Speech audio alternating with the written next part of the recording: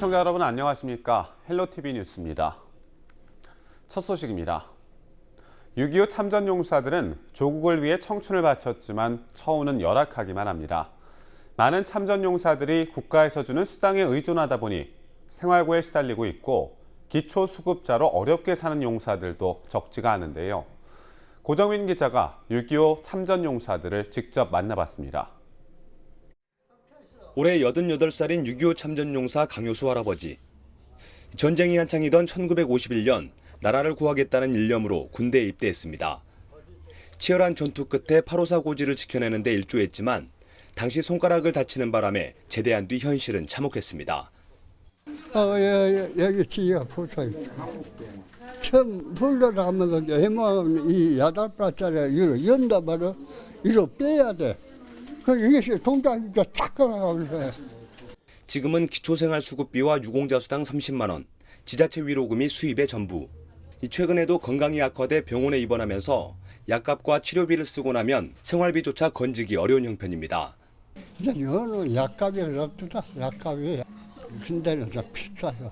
다른 사람은 다 돈 올라가서 돈 벌고 이러고 해갖고 갈 수 있는데 우리는 밥도 못 먹고.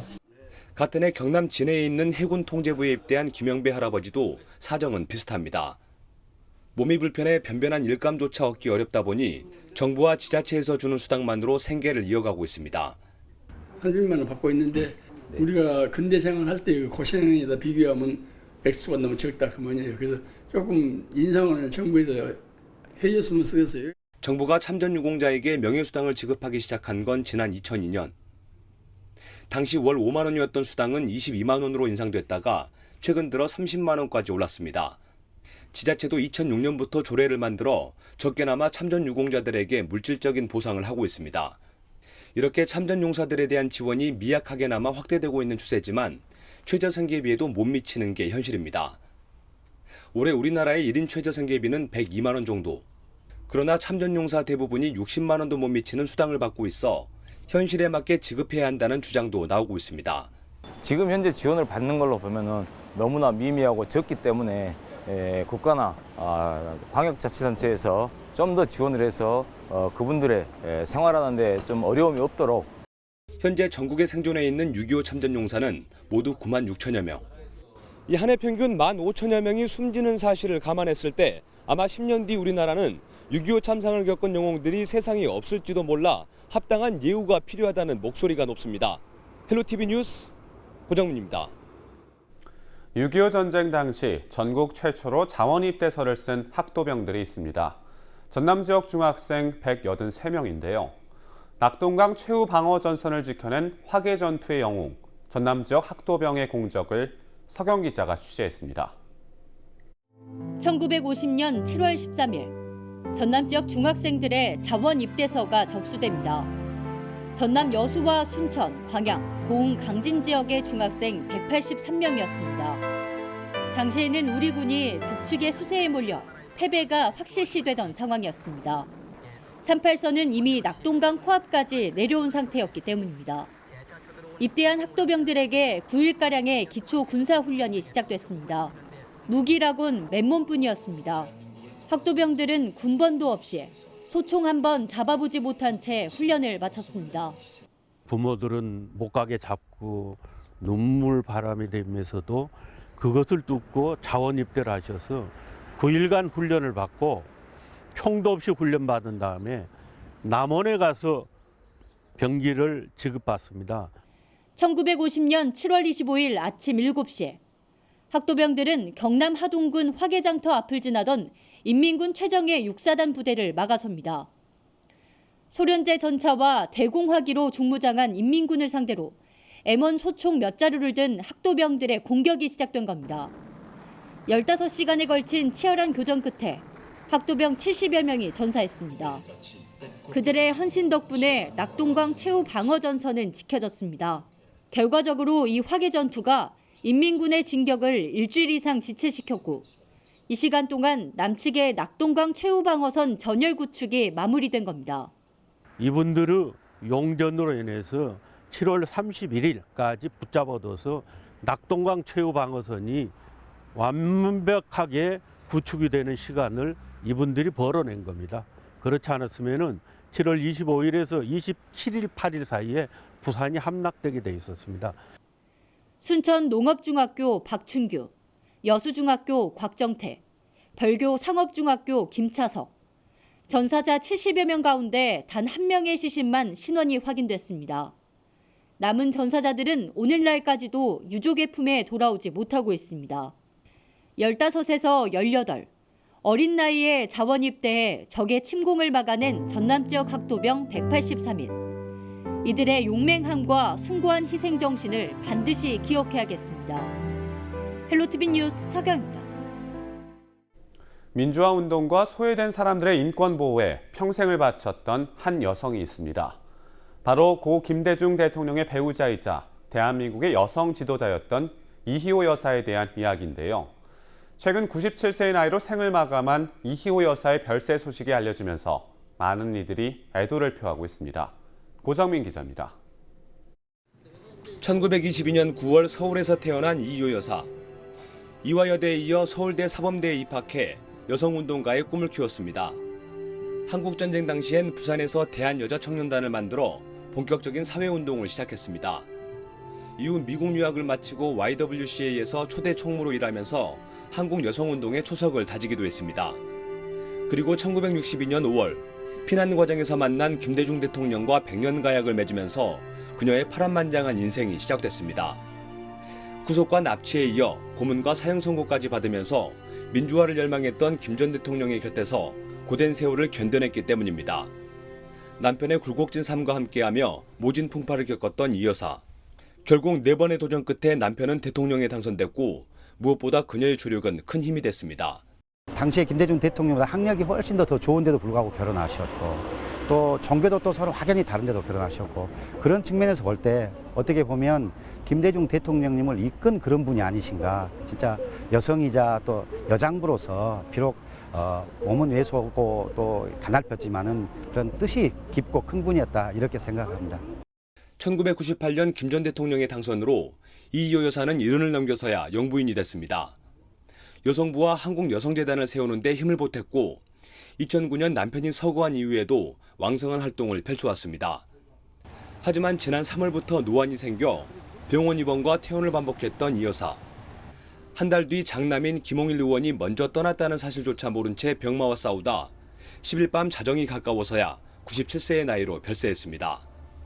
그렇게 운명을 달리한 이 여사의 소식이 전해지면서 김 전 대통령의 정치적 고향인 전남 목포에도 분향소가 마련됐습니다. 목포역 광장에 설치된 분향소엔 수많은 시민들이 찾아 영정사진 앞에서 그녀의 죽음을 애도했습니다. 얼마 전 김홍일 국회의원 분도 제가 분향소에 다녀왔는데 얼마 되지 않아 또 이런 큰 아픔이 있어가지고 정말로 마음이 너무 아프고 국가를 위해서 민주화를 위해서 몸바친 대통령의 부임으로서 아낌없는 힘과 모든 것을 다 바쳐서 일생을 바쳐 희생하셨다고 생각합니다. 살아생전 이 여사를 겪었던 시민들은 그녀를 따뜻한 인품과 덕망을 갖춘 여장부로 기억하며 안타까움을 전했습니다. 뵐 때마다 참 부모님 같이 그 따뜻한 정, 그 가슴에 푹 닿는 그런 어르신의 모습이 눈에 선합니다. 지금. 평소 여성과 청소년, 장애인 인권 보호에 누구보다 관심을 가졌던 이희호 여사.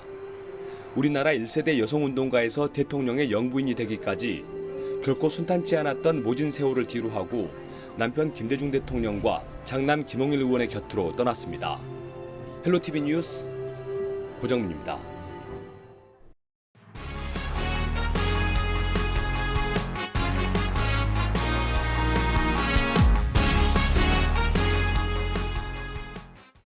여순 사건 희생자 재심 재판에서 다뤄질 주요 쟁점이 공개됐습니다.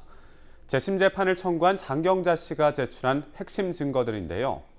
오는 24일 열릴 법원 심리에 앞서 시민들에게 먼저 공개됐습니다. 자세한 내용 서경 기자가 취재했습니다. 반란군에게 협조했다는 이유를 들어 집단 사살당한 여순 사건 희생자들. 희생자 가족들이 재심 재판을 청구한 지 7년 5개월 만에 대법원이 재심을 결정했습니다. 24일 광주지법 순천지원에서 열릴 법원 심리에 앞서서 이번 재판의 주요 쟁점이 공개됐습니다.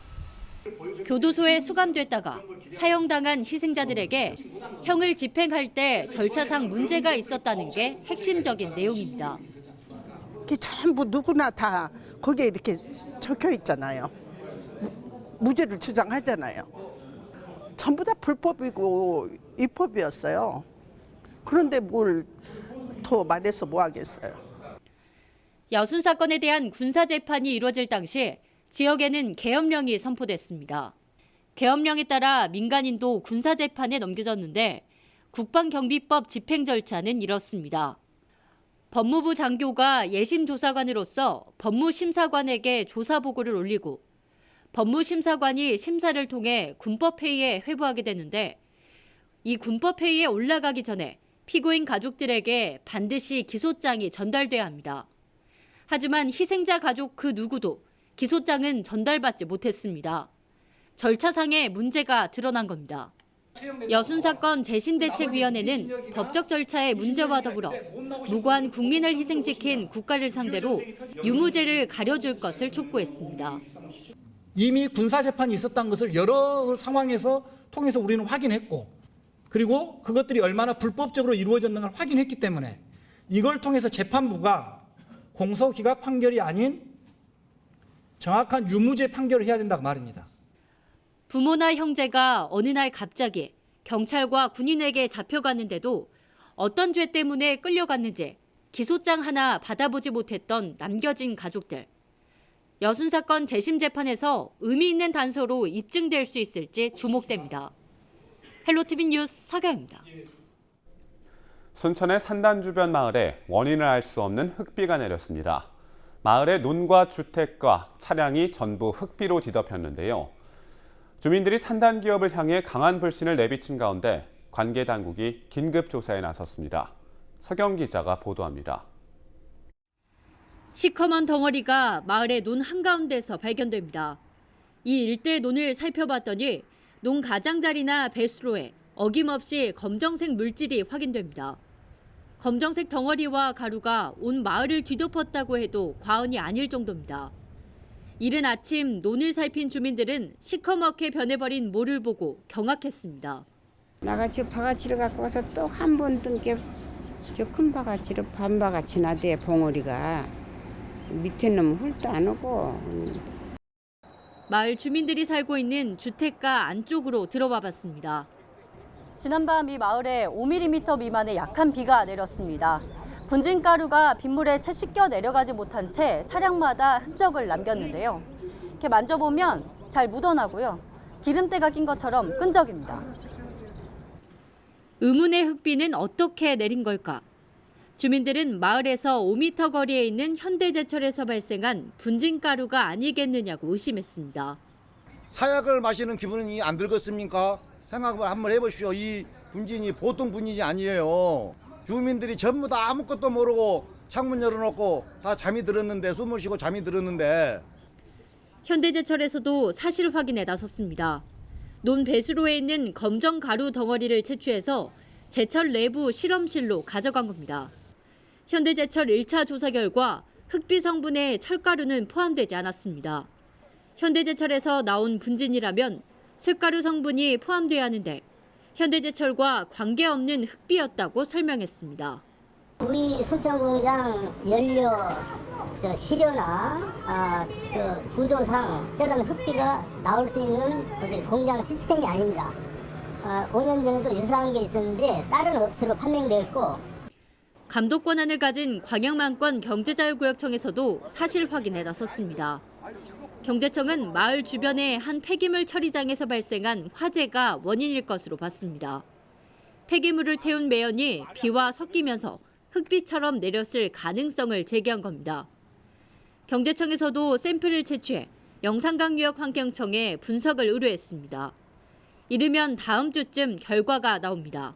일단 기초조사 때문에 온 거고 원인이 어떤 것인지 일단 나와야 되잖아요. 5년 전부터 여수와 순천 산업단지 주변 마을에서 종종 확인되는 흙비. 마을 주민들의 불안이 커지지 않도록 정확한 원인 조사와 대책이 시급한 실정입니다. 헬로티비 뉴스 서경입니다. 3.1운동을 이끌었던 민족 대표 33인 가운데 유일한 전남 출신 독립운동가 양한묵 선생의 생가가 복원됐습니다. 독립을 계획하는 것은 조선인의 의무라고 외친 양한묵 선생의 정신을 믿기 위한 교육장소로도 활용될 예정입니다. 보도에 박종호 기자입니다.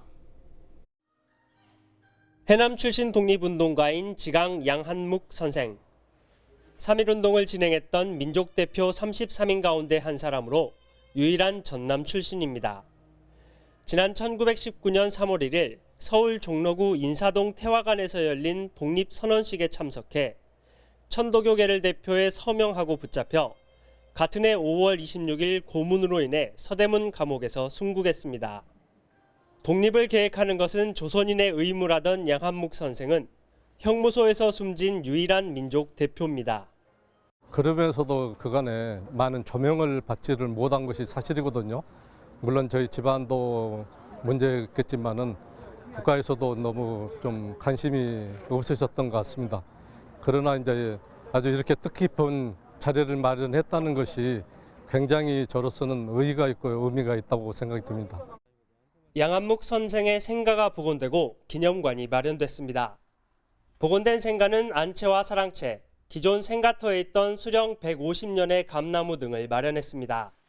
서대문 형무소의 이미지를 본떠 지은 기념관에는 선생의 흉상과 독립선언서 사본 등이 전시됐습니다. 해남군은 양한묵 생가를 독립운동의 정신을 배울 수 있는 교육의 장소로 활용할 방침입니다. 이곳을 찾는 학생들과 방문객들에게 역사의식을 고취시킬 수 있는 다양한 프로그램 또한 운영해 나갔다는 말씀을 드리면서 국가를 위해 헌신하신 분들의 명예를 지켜드리고 그 후손들이 긍지를 가지고 살아갈 수 있도록 예우에 최선을 다하겠습니다. 임시정부 수립과 3.1운동 100주년인 올해 양한묵 선생의 독립운동에 대한 정신이 해남군에서 다시 꽃피기 시작했습니다. 헬로티비 뉴스 박종호입니다. 전라남도 동북권 통합청사 후보지로 순천 신대지구가 확정됐습니다. 순천 신대지구는 전남 동북권 중심부에 위치해 지리적 강점과 교통, 문화, 주민생활권 등 다방면에서 입지 조건이 우수한 것으로 평가됐습니다. 동북권 통합청사는 신대지구 3만 3천여 제곱미터 부지에 조성하며 오는 2020년 착공해 2022년 상반기에 준공됩니다. 청사 안에는 도청 1, 2국과 동물위생시험소, 동부지소 등 도청 산하기관이 입주하며 260여 명이 상주할 예정입니다. 목포시가 전라남도 교육청의 직속기관인 유아교육진흥원 서부분원을 유치했습니다. 전남 유아교육진흥원 서부분원은 체험교육과 숲놀이 기능을 갖춘 지하 1층, 지상 3층 규모로 목포 산정근린공원 일원에 들어설 예정입니다. 목포시는 서부분원이 오는 2023년 9월에 개관하면 지역경제 활성화에 큰 도움이 될 것으로 내다봤습니다. 우리 지역의 이슈 콕 짚어봅니다. 헬로 이슈 토크. 지역의 현안을 시시각각 다뤄보는 헬로 이슈 토크 시간입니다. 6월은 현충일부터 6.25 한국전쟁, 6.29 제2연평해전이 모두 일어난 6월을 기념하기 위해 국가보훈처에서 지정한 호국보훈의 달이라고 합니다. 전남 지역 내 국가유공자 수는 3만 6천여 명에 달하며 지역 곳곳에 함께 살아가고 있는데요. 오늘 이 시간엔 김종술 국가보훈처 전남 서부보훈지청장 모시고 이야기 나눠보겠습니다. 안녕하십니까? 네, 안녕하십니까? 네. 특별히 6월을 호국보훈의 달로 지정한 이유가 있습니까? 네. 6월은 우리에게 큰 아픔이 있는 달입니다. 아시다시피 6.25 전쟁일이 있고요. 또 제2연평해전이 있는 달입니다. 그리고 6월 6일은 현충일입니다. 그래서 나라를 위해서 목숨을 바치신 순국선열과 호국영령의 그 숭고한 뜻을 기리고 또 기억하기 위해서 국가보훈처에서는 6월을 호국보훈을 지정했는데요. 이 호국보훈은 쉽게 말씀드리면 나라를 지킨 국가유공자의 희생과 헌신을 국가가 끝까지 책임지고 보답한다 이런 의미입니다. 그래서 이제 6월이 호국보훈의 달이기 때문에 국가유공자의 희생과 헌신을 잊지 않고 기억되는 6월이 됐으면 좋겠습니다. 네, 그렇다면 호국보훈의 달인 6월에 기념일들이 어떤 것들이 있는지 한번 짚어주시죠. 예, 뭐 제가 방금 말씀드렸지만 6월에는 이제 6월 6일 현충일이 있습니다. 이 현충일은 1956년도에 그 현충일로 지정해서 추모식을 거행해 오고 있는데 금년이 이제 64회 현충일이 됩니다. 금년에는 대한민국의 이름으로 당신을 기억합니다라는 그 캐치프레이즈로 행사가 진행이 되고 있는데 지난 서울 국립현충원에서 그리고 각 지방자치단체에서 추모식을 거행한 바 있고요. 특히 이제 금년에는 현충일에 6610 묵념 캠페인을 진행했습니다. 6610은 6월 6일 10시에 우리 모두 다 함께 묵념합시다 이런 뜻인데요. 특히 이제 젊은 세대들을 많이 참여를 유도를 해가지고 아주 뜻깊은 추념식이 됐다고 합니다. 그리고 두 번째로는 6월에는 우리 동족 상잔회 아시죠? 6.25 전쟁일. 근데 금년에 69주년이 됩니다. 그래서 저희들도 전남 서부지청 관할에서 이제 행사를 준비하고 있는데 우리 참전 유공자의 희생과 헌신을 좀 거기에 감사드리고 또 6.25 전쟁에 대한 참상을 기억할 수 있도록 행사를 잘 준비하겠습니다. 그리고 이제 기념일은 아닌데 우리가 기억해야 될 일이 또 있습니다. 2002년 아시죠? 한일 월드컵 때 2002년 6월 29일 오전 한일 월드컵 결승전이 있는 그 시각에 서해 NLL 북방 한계선에서 북한의 기습 공격으로 우리 국군 장병 6명이 전사하고 또 19명이 부상을 당하는 일이 있었습니다. 이거를 이제 제2연평 해전이라고 하는데 국가에서는 이 서해를 수호하다가 돌아가신 우리 국군 장병을 추모하고 기억하기 위해서 제2연평 해전 그리고 연평도 포격도발 또 천안함 이거 사건을 세 개를 묶어서 3월 넷째 금요일을 서해 수호의 날로 이렇게 정부 기념일이 만들어졌습니다. 그래서 2013년도부터 정부 기념식을 하고 있습니다. 그래서 6월 달에는 현충일이 있고 또 6.25 전쟁 기념일이 있고 또 기념일은 아니지만 제2연평해전이 있었다. 그래서 그런 의미가 있습니다. 네, 6월 6일 현충일, 6.25 전쟁 그리고 제2연평해전까지 정리해 주셨는데요. 네, 전국 각지에 지방보훈 관서가 있는 걸로 알고 있습니다. 그렇다면 보훈지청에서는 어떤 일들을 하고 계십니까? 네, 보훈 관서가 전국에 26개가 있는데 뭐 간단하게 먼저 좀 설명드리면 국가보훈 처본부는 세종시에 있습니다.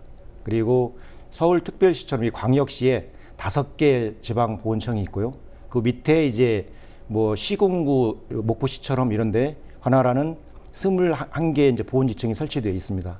뭐 이쪽 호남을 예를 든다 그러면 이제 광주에 광주지방보훈청이 있고 전남 동부와 서부 또 전북 동부와 서부 이렇게 4개 보훈지청이 있는데요. 이 우리 보훈지청에서는 국가유공자 보훈가족의 명예로운 삶을 지원하는 뭐 보상이라든가 복지 사업을 하고 있고 또 지역에서 보훈 문화가 좀 확산될 수 있도록 다양한 현충 선양 사업을 실질적으로 현장에서 하는 일선 기관입니다. 그래서 또 이제 구체적으로 좀 말씀드린다 그러면 국가유공자가 되려면 등록을 하게 되는데 그 등록부터 결정되기까지 과정을 저희들이 행정 지원을 하고 있고 또 이제 국가유공자가 되면 보상금도 지원해 드리고 또 아프신 분 같은 경우는 보훈병원에 이제 방문하셔서 의료 서비스를 받고 있고 특히 이제 고령 국가유공자분들에게는 재가복지 서비스를 저희들이 직접 제공해 드리고 있습니다. 그리고 저희들이 이제 도서 지역도 많고 하다 보니까 원거리에 계신 분들이 보훈지청 방문하기 어렵거든요. 그래서 이동보훈팀을 운영해서 보훈행정 서비스를 하고 있는데 보훈지청을 한마디로 딱 표현한다면 현장 중심, 보훈가족 중심의 따뜻한 보훈을 실천하는 최일선 기관입니다. 네, 보훈지청이 어떤 역할을 하는지도 설명해 주셨는데요. 네, 따뜻한 보훈을 직접 실천하는 기관이라는 말이 정말 마음에 와닿습니다. 네, 다음은 전남에서도 약 3만 6천여 명의 정도의 이제 국가유공자들이 있습니다. 전남은 역사 현장에서 어떤 역할을 했습니까? 정말 중요한 질문입니다. 먼저 일제강점기 호남은 전국에서 가장 활발한 항일 의병 활동의 중심지입니다. 유명한 의병장들이 많이 계신데요. 장성의 기사면 의병장, 또 한평의 심남일 의병장, 또 광주 광산의 김태현 의병장 등 수많은 의병 활동이 있었던 곳이고요. 그러다 보니까 일제의 탄압도 많이 받은 그 역사의 현장이 있고요. 두 번째로는 호남은 학생 독립운동의 발원지입니다. 1929년 11월 달 나주와 이제 광주에서 학생 운동이 시작이 됐는데 이것이 전국으로 확대되는 계기가 됐고, 그 이후에 한 5개월 정도 학생 운동이 쭉 지속되면서 전국에 한 5만 4천여 명이 이 학생이 참여하는 최대의 학생 독립운동으로 이렇게 전개가 됐고, 그래서 이제 국가보훈처에서는 그것을 기리기 위해서 2018년도에 학생 독립운동 기념일을 제정을 했습니다. 그래서 작년에 제1회 학생 독립운동 기념일이 광주에서 11월 3일 날 개최된 바 있습니다. 그리고 이렇게 이제 호남 지역은 역사의 고비마다 불의에 항거하고 또 역사를 바로세우기 위해 당당하게 앞장선 진짜 호국의 고장이라고 할 수 있습니다. 네, 우리 지역에 있는 역사적인 장소들을 정리해 주셨는데요. 네, 그렇다면 연인의 슈퍼는 6월 항쟁을 그린 영화 1987의 그러죠. 촬영지로 유명하지 않습니까? 예, 그렇습니다. 목포 주변에도 이렇게 역사적인 현장으로 유명한 곳이 있을까요? 모르시고 계셨나요? 여기 목포에 딱 기차를 타고 오면 맨 처음 도착하는 곳이 목포역 광장입니다. 이 목포역 광장은 전남 5.18 민주화운동의 출발지이면서 직길지입니다. 그래서 그런 역사적 의미가 있고요. 멀게는 이제 1919년 목포에서도 3.1 만세 운동이 있는데 그 당시 4.8, 4월 8일 만세 운동이 있었는데 그 목포의 4.8 만세 운동을 준비하고 개최했던 곳이 이제 양동교회 아시죠? 예, 100년 이상 된 교회입니다. 그리고 정명여학교가 있고요. 또 한평에서도 4월 8일 날 만세 운동이 있었는데 그 월야야 나경제에서 준비를 하고 또 실제 해부 장터에서 그 만세 시위가 있었습니다. 이런 곳이 정말 우리가 가볼 만한 의미 있는 역사의 장소이고요. 신안 같은 경우에도 1920년대 항일 농민 운동이 이제 기폭제가 됐는데 신안군의 암태도에 가면 소작쟁이 기념탑이 있습니다. 그리고 영암도 대표적인 이제 농민 시위 대표적인 지역인데 영암의 영보정도 상징적으로 우리가 꼭 가봐야 될 그 역사의 현장이라 할 수 있겠습니다. 네, 우리 지역 목포역 광장부터 또 신안군 암태도까지 또 이야기를 해주셨는데요. 신안군 암태도에 대해서도 좀 얘기를 들어봐도 좋을 것 같은데 그쪽 빠진 것 같은데 좀 어떻습니까? 예, 신안군 암태도는 그 노은 주인들이 일제 소작, 우리 이제 국민들이 소작을 많이 했었는데 예를 들어서 뭐 한마지기 농사를 지면 예를 들어서 한 가마니 쌀을 이렇게 받아가다가 두 가마니 늘리고, 그러니까 우리 농민들한테 들어오는 점점 줄어들다 보니까 도저히 견딜 수 없어가지고 지주들을 향해서 우리 권리를 찾는 그런 운동이 벌어졌는데 이게 바로 이제 소작적인 운동이었는데 사실은 일제 강점기였기 때문에 항일 독립운동의 기폭제가 역할을 한 겁니다. 그래서 의미가 있고요. 네, 또 이제 6월 호국 보훈의 달을 맞아 우리 지역에서도 다양한 행사들을 계획하고 있는 것 같습니다. 어떤 행사들이 있습니까? 6월은 호국 보훈의 달입니다. 나라를 위한 희생, 헌신, 평화, 번영으로 보답하겠습니다. 라는 캐치프레이즈로 다양한 행사를 준비하고 있는데요. 우선 국가유공자 명패 달기 사업이 진행됩니다. 이거는 금년이 아시다시피 3.1운동 100주년이 되는 해입니다. 그래서 그동안에 각 지자체에서 개별적으로 국가유공자 명패 달기 사업을 하다 보니까 디자인도 다르고 모양도 달랐습니다. 그래서 금년에 국가보훈처에서 상징을 정해가지고 통일된 명패를 만들어서 전국적으로 추진하고 있는데 2020년 내년까지 2년에 걸쳐서 이제 진행이 되고 있고요. 지난 3월에는 독립유공자에 대해서, 그리고 4월, 5월에는 4.19와 5.18 등 민주화 유공자에 대해서 이미 명패를 달아드렸고 6월 호국보훈의 달에는 호국과 관련된 특히 6.25 참전 국가 유공자 어르신들께 집중적으로 명패가 이제 달아드릴 겁니다. 근데 이제 저희들이 직접 제가 하는 경우도 있고 또 목포 같은 경우는 목포 시장님이 또 도지사님이 또 의회 의원님이 또 국회의원도 참여해 주시고 또 경찰서 같은 경우는 경찰서장이 이렇게 사회 각계 인사들이 함께 참여하는 행사로 이렇게 진행이 될 예정입니다. 만약에 이제 혹시 지나시다가 국가유공자의 집 이 명패를 확인하시면 이 집이 국가유공자 집이네라고 생각하고 기억해 주셨으면 감사하겠습니다. 그리고 이제 호국보훈의 달이다 보니까 기성세대보다는 젊은 청년들이 그거를 좀 느끼고 체험할 수 있는 프로그램이 필요하거든요. 그래서 대학생들과 우리 참전유공자가 함께하는 토크 콘서트도 준비가 되어 있고요. 그리고 체험을 통해서 이제 보훈을 좀 알아갈 수 있도록 각종 체험 프로그램이 준비되어 있는데, 예를 든다면 나라사랑 도자기 굽기, 또 현충시설 탐방, 또 그 6.25 전쟁 전투 장면을 VR로 재현해서 한 VR 체험 프로그램이 준비가 되어 있습니다. 이 VR 체험 프로그램은 지난 6월 1일부터 6월 14일까지 해양문화재연구소에서 함께 이제 전시가 되고 있는데, 제가 현장에 직접 가봤는데 학생들이 그 체험을 하고 인기가 아주 폭발적입니다. 그래서 이 방송을 혹시 보시는 청소년들, 학생들이 있다 그러면 꼭 해양문화재연구소를 방문해서 체험해 보시기 바랍니다.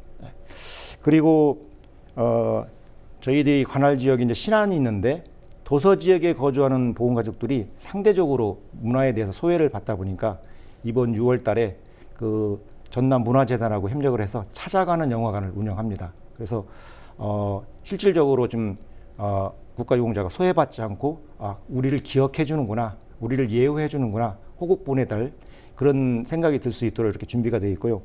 또 인근에 이제 삼함대 사령부가 있고 현대 3호 주선이 있습니다. 여기에서는 우리 보훈가족을 초청해서 맛있는 음식도 대접하고 또 구경도 시켜주는 이런 프로그램이 준비가 되어 있습니다. 국가유공자 그리고 그의 가족들 또 예, 뿐만 그렇습니다. 아니라 청년들까지 모두 다 참여할 수 있는 프로그램들을 계획하고 준비하고 있는 것 같습니다. 예, 그렇습니다. 네, 그렇다면 이제 세월이 많이 흘러서 국가유공자들이나 가족들도 이제 고령일 텐데요. 이분들을 위해서 또 어떤 일들을 하고 계십니까? 참 그렇습니다. 6.25 전쟁 참전용사 어르신들 평균 연령이 어떻게 되실까요? 90살. 예, 90세 이상 됩니다, 지금. 그래서 점점 1년에 많이 돌아가시거든요. 그래서 그분들이 돌아가시기 전에 국가보훈처에서 다양한 사업을 준비했습니다. 예를 들면 2006년도부터 재가복지 서비스를 하고 있는데, 이 재가복지 서비스는 복지 인력이 우리 국가유공자 어르신 댁을 직접 일주일에 한 번 내지 한 3번 정도 방문을 해서 뭐 청소라든가 빨래, 그다음에 반찬, 그다음에 말벗, 하여튼 국가유공자 어르신 원하시는 맞춤형 서비스를 하고 있는데, 저희 관할 지역은 한 30명의 복지 인력이 있고 현재 한 300명이 그 재가복지 서비스를 받고 있습니다.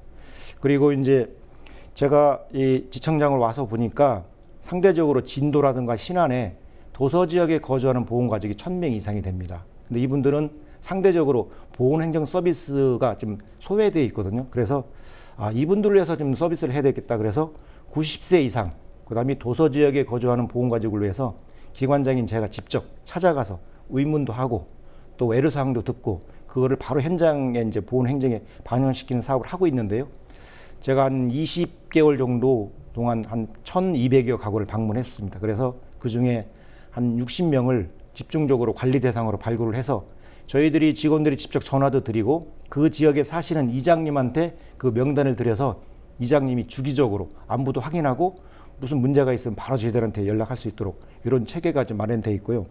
특히 아시다시피 그 어르신들이요, 깜빡깜빡 하다 보니까 전자레인지에다가 뭘 올려놨다가 깜빡 이거 태워버려요. 이걸 그럼 잘못하면 불이 날 수 있지 않습니까? 그래서 저희들이 가스하고 전기안전공사하고 협력을 통해서 노후 시설을 교체하는 거, 그다음에 정기적으로 점검하는 거, 이런 것도 하고 있고, 또 무엇보다도 이 국가유공자 어르신들이 원하시는 게 잊지 않고 기억해 줬으면 좋겠다. 그래서 각 지역에 있는 청년회가 있습니다. 청년회하고 MOU 체결을 통해서 그 청년들이 자기가 살고 있는 그 동네의 국가유공자 어르신들을 찾아뵙고 알 수 있도록 그렇게 하고 있는데, 지난 6월 1일 날 그 해보면 청년회하고 이미 MOU를 체결해서 그 서비스가 실시가 되고 있고, 앞으로 이제 영암이라든가 저희들이 관할구역에 7개 시군인데 전체적으로 확대를 하면 지역의 젊은이들이 그 지역의 어른이신 국가유공자를 기억하고 예우하는 그런 시스템이 될 것 같습니다. 그리고 이제 진짜로 이거는 중요한데요. 무체부 아저씨들이 우편 배달을 하지 않습니까? 그걸 배달하시면서 일일이 확인을 하시는 거예요. 그래서 안전 카드를 만들어 가지고 체크를 해서 이번에 방문했는데 집에 안 계셔요. 이번에 방문했는데 어디가 편찮으시대요. 이거 카드를 만들어 가지고 저희들은 통보를 해줍니다. 그러면 거기에 맞춰서 우리가 이제 서비스를 하거든요. 그래서 지역사회 자원과 연계를 해서 어떤 고령 보험가족이 예우받는다는 그런 마음이 들 수 있도록 열심히 노력하고 있습니다. 네, 무엇보다 지역사회 연계가 가장 크게 의미가 있는 것 같고 다가오는 것 같습니다. 이렇게 고령의 국가유공자와 가족들에게 필요한 다양한 사업들을 추진하고 계신 것 같습니다.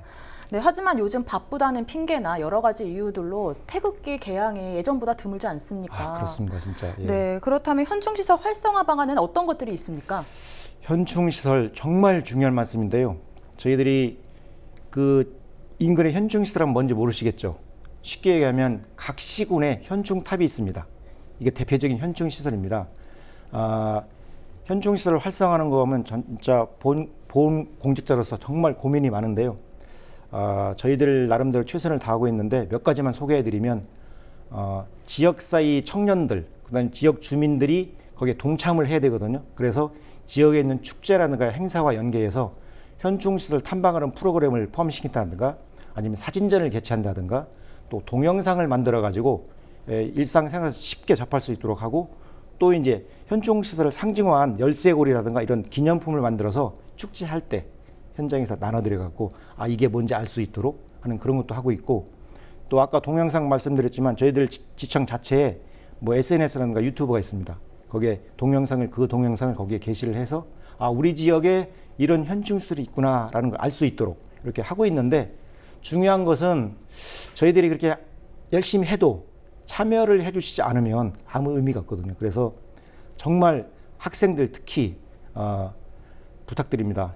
저희들이 하는 프로그램 적극 참여해 주시고 그리고 이제 저희들 국가보훈 우리 전남 서부지청 홈페이지에 들어가 보면 저희들이 예산 2천만 원을 투입을 해서 이 현충시설 활성화 공모 사업을 지금 하고 있습니다. 그래서 누구나 들어와서 자기 아이디어를 가지고 공모를 하면 저희들이 배정된 2천만 원 내에서 지원이 가능하기 때문에 꼭 참여해 주시고 진짜 이 지역에서 현충시설이 활성화되는 모범적인 지역이 될 수 있도록 참여를 부탁드리겠습니다. 네, 끝으로 국가유공자들의 희생이 있었기에 오늘날 우리의 대한민국에 있습니다. 현 시대를 살아가는 사람들에게 마음가짐이나 또 자세에 대해서 이야기해 주시죠. 예, 국가보훈은 대한민국의 과거, 현재, 미래라고 합니다. 그래서 저희 국가보훈처는 국가유공자의 희생과 헌신이 헛되지 않도록 현장 중심, 보훈가족 중심의 따뜻한 보훈을 실현하기 위해서 열심히 노력하고 있습니다. 이 방송을 보시는 우리 애청자 여러분, 지금 우리가 누리고 있는 평화와 그다음에 경제적 풍요, 국가유공자의 희생과 헌신 위에 이룩된 것임을 꼭 기억해 주시기 바랍니다. 6월은 호국보훈의 달입니다. 이 호국보훈의 달 한 달만이라도 국가유공자의 희생과 헌신이 헛되지 않도록 자기 주변에 있는 보훈가족을 꼭 방문해 주시고 감사를 표현해 주시면 아마 뜻있는 6월이 되지 않을까 생각이 됩니다. 네, 국가유공자들이 있었기에 오늘의 대한민국이 있었다고 다시 한번 생각해보고 마음이 새기는 오늘 대화였습니다. 네, 오늘 감사합니다. 네, 감사합니다. 순국선열과 호국영령의 숭고한 희생정신을 기리며 대한민국의 역사를 잊지 않고 새로운 역사를 써내려갈 우리들의 자세를 되새겨봐야 할 것 같습니다. 지금까지 헬로 이슈 토크였습니다.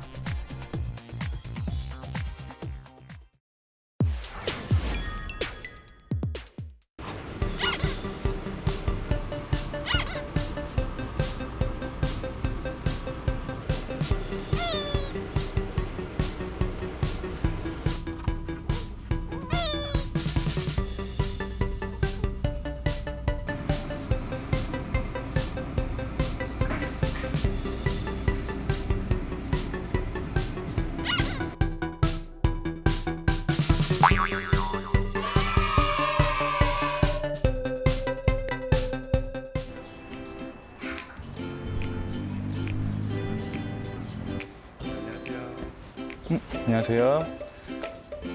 어떻게 그동안 잘 지내셨나요? 네, 잘 지냈습니다. 네. 사막 새끼 여우. 새끼 여우들은 지금 여기 방사장에서 야외 적응 훈련 중이에요. 네, 그동안 잘 컸나요? 네, 매우 건강하게 잘 컸어요. 한 2배는 큰 것 같습니다.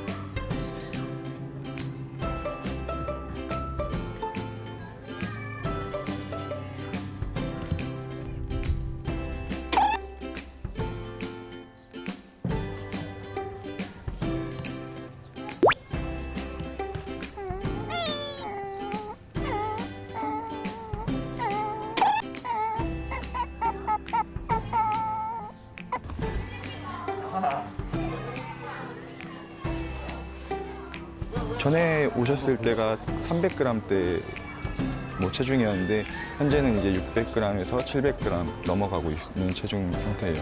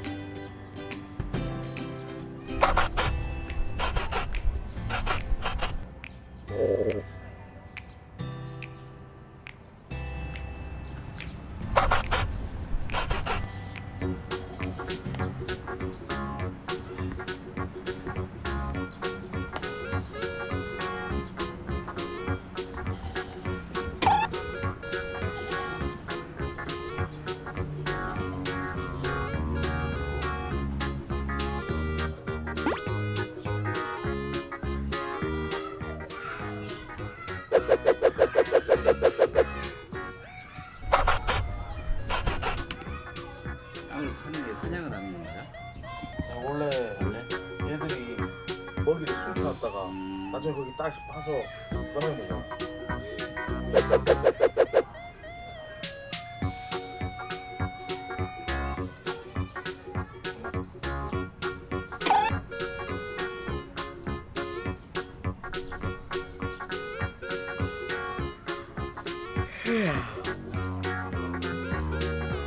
순정이하고 정원이요.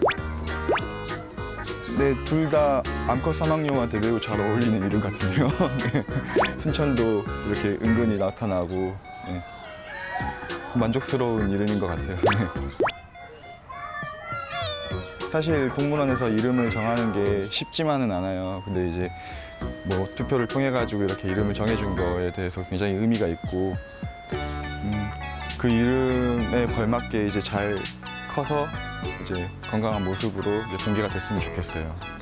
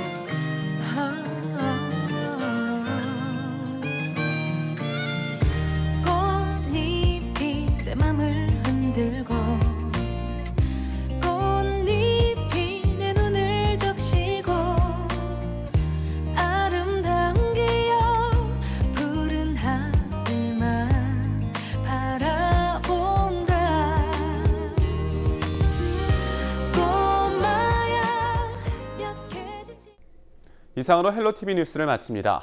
저희는 언제나 지역 주민 여러분 곁에 있겠습니다. 고맙습니다.